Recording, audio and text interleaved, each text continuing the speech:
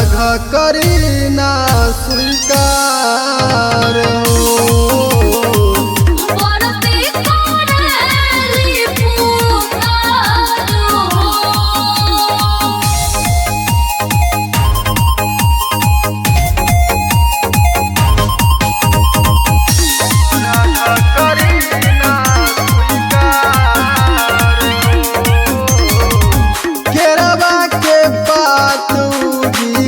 नारियल के बात हो जल्दी से आई रउआ गंगा के घाट हो गंगा के घाट हो केरवा के बात उगी नारियल के बात हो जल्दी से आई रउआ गंगा के घाट हो देर ना लगाई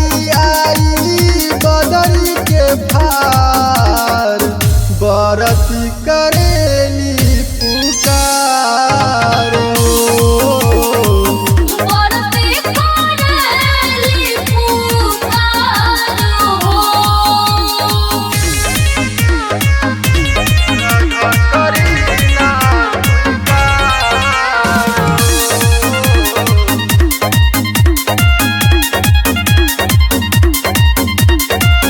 बस के दौरावा में फल फूल हरिया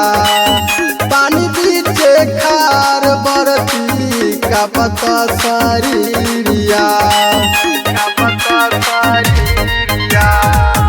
बस के दौरावा में फल फूल हरिया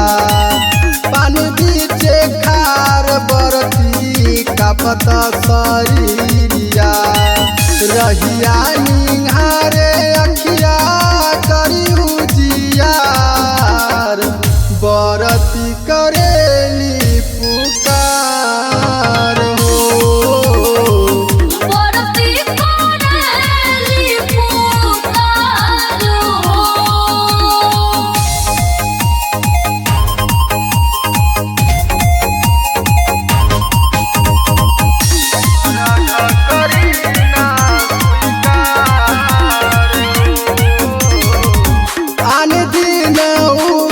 रही बाबा हो सबे आज काहे कैले बानी बोला इतना दे